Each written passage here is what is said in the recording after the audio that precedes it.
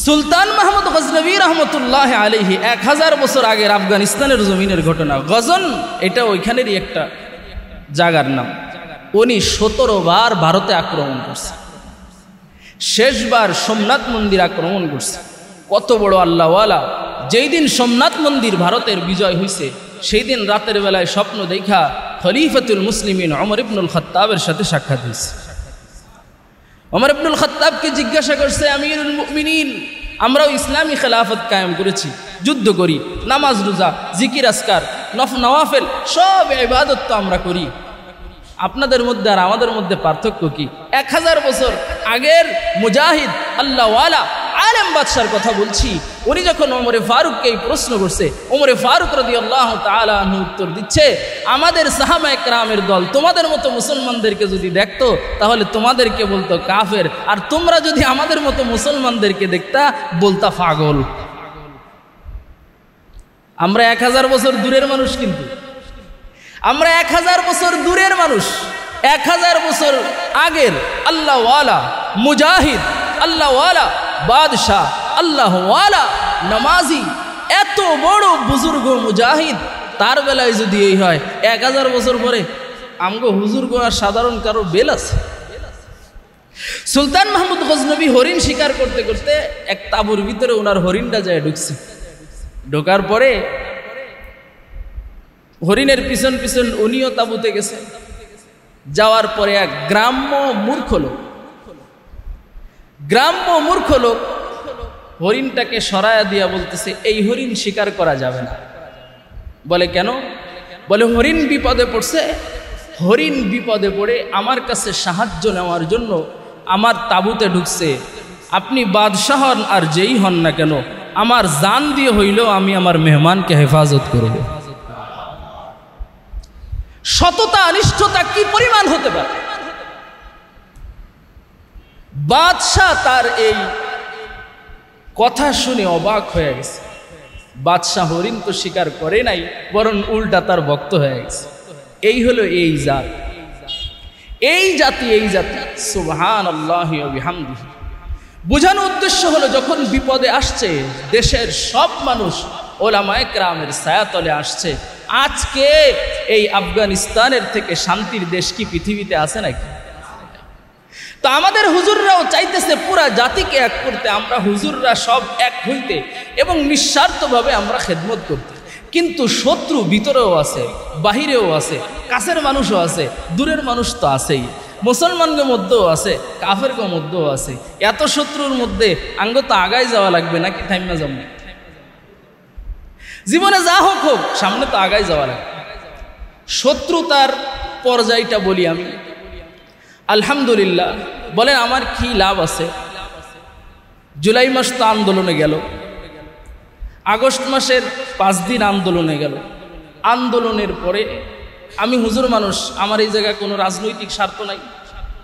2 সপ্তাহ টানা, 2টা সপ্তাহ 30-40 জন ছেলে পেলেকে নিয়ে রাত ভর এই যে পাহারা দেওয়া। একদিন ডাকাত ঢুকছে, 3 বার মাইকিং হয়েছে। কই আপনারা তো কেউ নেমে আসলেন না, মানে যারা আসছে তারা ছাড়া বলতেছে। ঐক্যবদ্ধভাবে সবাই নেমে আসেন নাই, বা একজন নেতৃত্বের জন্য আসেন নাই। প্রথম দিনের ঘটনা যদি বুঝতে পারতাম এতটুকু হইতে পারত না। সারা দেশের দিকে তাকায় দেখেন হুজুররা মন্দিরও পাহারা দিছে। হুজুররা আলহামদুলিল্লাহ, যেখানে অপ্রীতিকর ঘটনা ঘটছে সেখানে হুজুররা সামিল আছে, ছাত্ররা তো আছেই।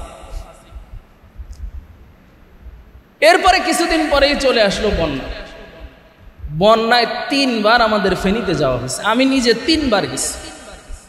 এটা কি আপনাদের জন্য খুশির ব্যাপার না সমালোচনার ব্যাপার? হ্যাঁ, পেশটা তো এই জায়গা, এটা মুয়ে কইতাছেন, কইজার ভিতরে কি আল্লাহ জানে। এই কথা কিভাবে বলেন আপনারা যে হুজুর অন্য মানুষের কাজ আগে না কইরা ইমামতিটা হুজুরের আগে ঠিক রাখা দরকার? এমন ইমামতি 1000 চলে গেলেও তো আফসোস নাই, রক্তটাই এমন, কি করবো কন? মানুষের বিপদ দেখলে পাশে দাঁড়াইতে মনে চায়। 3 বার গেছি আলহামদুলিল্লাহ। এই মুহূর্তেও আমার এক বন্ধু মাগুরার, সে 20টা ঘর করে দিবে। সে আছে 10টা ঘরের লিস্টি হয়ে গেছে, এক একটা ঘরের জন্য 1.5 লক্ষ টাকা করে বাজেট। জাগাডা লাইনটা পরিচয়টা আমি করাইয়া দিছি, টেহা হ্যার আছে পরিচয়টা আমি করাইয়া দিছি। আমারও যাওয়ার দরকার ছিল, যাইতে পারি নাই, অন্য কারণে যাইতে পারি নাই। আপনাদের সমালোচনার ভয়তে যাই নাই, আবার এটা মনে করি না আরো বেশি সমালোচনা করে কোনো লাভ নাই, করতে থাকেন। তো ঘরের শত্রু বাহিরের শত্রু, কাজে কাজে বাধা। ফেনীর থেকে এসে পারি নাই, ফেনী, লক্ষ্মীপুর, ভবানীগঞ্জ, যেখানে যেখানে কাজ করার সুযোগ হয়েছে আলহামদুলিল্লাহ, এখান থেকে এসে পারি নাই। এরপরে আপনাদের মসজিদে আপনাদের ইসলাহের জন্য, আমার ইসলাহের জন্য আবার ইসলাহি মাহফিল হয়েছে। এখন যুবকরা যেন গান বাজনার দিকে না যায়। আগামীকালকে আবার আমাদের এই যে ডিএনডি চত্বরে আপনার ইসলামিক সাংস্কৃতিক অনুষ্ঠান হবে, নাশিদ সন্ধ্যা, গজল হবে, কেরাত হবে, গজল হবে। ইসলামের ভিতরে থেকে ঢোল তবলা দফটফ সব ছাড়া ইসলামিক নাটকও হবে। যাবেন না সবাই ইনশাআল্লাহ? এই যে এত ঝামেলা, নিঃস্বার্থভাবে এত কাজ করা, এটা কি উম্মতের জন্য ভালো না খারাপ? সমালোচনার বিষয় না গর্ব করার বিষয়? আমি একার কথা বলছি, আপনারা সমালোচনা একজনকে সামিল করেন, এই জন্য গালাগালি পর্যন্ত করতেছেন, এটাও শুনতেছি। কি নিয়ে গালাগালি করছেন? গত সপ্তাহে স্পষ্ট বলছি ভাই, মাজার ভাঙ্গার বিরুদ্ধে এই কথা গত সপ্তাহে বলেছিলাম। কার কার মনে আছে দেখি? বলেছি মাজার ভাঙ্গার বিরুদ্ধে না। মাজারে তো শাহজালাল রহমতুল্লাহ আলী, শাহপরান রহমতুল্লাহ আলী শুয়ে আছে, ওনারা তো খাঁটি আল্লাহওয়ালা। ওনাদের মাজার ভাঙ্গার বিরুদ্ধে না, বিরুদ্ধে হইল এই মাজারের মধ্যে গান বাজনা বাজায় কারা, চাঁদাবাজি করে কারা, গাঞ্জা টানে কারা, এরপরে মহিলা পুরুষ একসাথে চলাফেরা করে কারা, মাথার মধ্যে জট রহে কারা, বড় বড় মোষ রহে কারা, কুকুর সিরিকি মার্কা কথা কয় কারা, ইয়াবার ব্যবসা করে যারা, এই শয়তানদের মাজা ভাঙতে হবে। তাইলে কি মাজার ভাঙ্গার পক্ষে না শয়তান ভাঙ্গার পক্ষে? মাজার ভাঙ্গার পক্ষে না শয়তান ভাঙ্গার পক্ষে? তাহলে আলোচনাটা তো বুঝলেন না, দুই জায়গাও দেখা দিছি। এখানে মাজার নাই, ফাঁক ফানজাতনের আমল হইতেছে, যেটা শিয়াদের আমল, নাম দিছে সুন্নি গো আমল, আসলে শিয়া গো আমল। তো এমন ভাবে এই সমস্ত কার্যক্রম বন্ধ করার পক্ষে। মাজার যেখানে আল্লাহ ওয়ালার মাজার, আবার যে জায়গা ল্যাংটার মাজার, হেটার কথা কি কইছি নাকি? বাংতেও কই নাই, নিষেধও করি নাই, মানে আমি আপনার লগে নাই। আল্লাহ বোঝার তৌফিক দান করে। তো কথাটাকে যদি উল্টাভাবে বুঝেন, সমালোচনা করে কি থামাইতে পারবেন? থামানোর একটাই রাস্তা আছে, মাইরা লাইতে। মাইরা যদি না আলান, খেদায়া দিবেন, তা তো থামবেন, আর এক জায়গায় এই কাজই করবে। যে জায়গায় যাবে এই কাজই করবে, তাহলে কি থামাইতে পারছেন? আল্লাহর ঘর থেকে ইজ্জতের সাথে বাইর করে দেন, যেন যাইয়া একটু আল্লাহ আরো ভালো ব্যবস্থা করেন, কাজের আরো সুযোগ তৈরি হয়। আর যদি সমালোচনা করেন, নিজেই গুনাহ হবে, হুজুরেরও কিচ্ছু হবে না, আপনারও কিচ্ছু হবে না। আল্লাহর ঘর সাইরা নিজে গেলে আল্লাহ নারাজ হয়। মসজিদ ছোট হোক, মসজিদ বড় হোক, মসজিদ বিল্ডিং হোক, মসজিদ টিনের হোক, আল্লাহর ঘর ছাইরা যাইতে নাই, উস্তাদরা বলে দিয়েছে। তো যাই হোক, শত্রু দেখেন পদে পদে। আল্লামা ফয়জুল, খেয়াল করেন এইদিকে সবাই, আওয়াজ করা যাবে না কোন। আল্লামা মামুনুল হক সাহেব আর মুফতি ফয়জুল করিম সাহেব দামাত বরকাতুহু দুপকুলার মাঠে হাতে হাত দিছে। আমরা দুই দল এক হয়ে যাইতেছি। আমরা আশা দেখছি, স্বপ্ন দেখছি যে হুজুররা এই দুই দল যদি এক হয়ে যায়, দেশের মানুষ মামুনুল হককেও ভালোবাসে, ফয়জুল করিম সাহেবকেও ভালোবাসে, দেশের অর্ধেক মানুষ এনাকে পিছে চলে যাব, সহজে ইসলাম কায়েম হয়ে যাবে ইনশাআল্লাহ। স্বপ্ন দেখাও কি নিষেধ নাকি? ঘরের শত্রু, এটা তো নিজের শত্রুর কথা কইছি। এখন এক দল লাগছে সর্বনাশ। সারা জিন্দগি মার সর্বনাশের বিরোধিতা করলাম, সারা জিন্দগি মার হেফাজতে ইসলামের উপরে ফতোয়াবাজি করলাম, সারা জিন্দগি বার মামুনুল হক সাহেব আর খেলাফত মজলিসের উপরে ফতোয়াবাজি করলাম। এখন যদি দুই দল এক হয়ে যায়, তাইলে তো স্বৈরাচারের যে অবস্থা হয়েছে আঙ্গরতে এই অবস্থা হইব। এখন যেমনই হোক দুই হুজুরের ঐক্য ভেঙে দেওয়া লাগবে। এই জন্য নতুন ষড়যন্ত্রকারী, ঐক্য বিনষ্টকারী শয়তানও মাঠে নামছে। মাঠে নাইমা গেছে গা, মাঠে নাইমা গেছে গা। কথায় কথায় শয়তান, কথায় কথায় শয়তান। এরা কারা জানেন? এরা সবাইকে অপবাদ দেয় জিহাদি জজবা নাই। জিহাদি জজবা বিবেটা তোবস কাছ থেকে শেখা লাগবো। 200 বছর ধরে আমার পরিবারে দারুল উলুম দেওবন্দের ছাত্র আছে আলহামদুলিল্লাহ।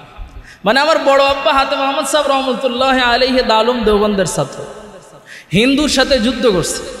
আমাদের নড়াইলে সর্বপ্রথম জুমার নামাজ এবং কুরবানি চালু করছে। এই সুবাদে শামসুল হক ফরিদপুরি রহমতুল্লাহ আলী হাতে মোহাম্মদ সাহেবের সাথে দেখা করার জন্য আমাদের বাড়িতে গিয়েছে। এরপরে আমার আব্বা তো 9 বছর পড়ছেই, আমার চাইরো দাদা ওলিয়া ছিল। তো আমার কি শেখা লাগবো জিহাদি জজবা? সরাসরি ময়দানে যুদ্ধ করার রক্ত আমার শরীরে, তা আমাকে কি শেখা লাগবো? এই লেগেই তো 13তে গেছি গা, মার খাইছি। 21-এ গেলাম গা, 24-এ শরিক থাকলাম। এদের অপবাদ হলো আমাদের মধ্যে জিহাদি জজবা নাই। আসলে ভাই আপনারা সতর্ক হন, কোনো কথায় কান না দিয়ে ইসলামী আন্দোলন, খেলাফত মজলিস, জমিয়াত এনারা এক হয়ে যাইতেছে। আমি এনাদের সাথে থাকবো, আশপাশের মানুষ কি বলতেছে এটা শোনার দরকার নাই, আমি এনাদের সাথে থাকবো। এনারা কারা ছোট্ট একটা পরিচয় দিলে বুঝে যাবেন।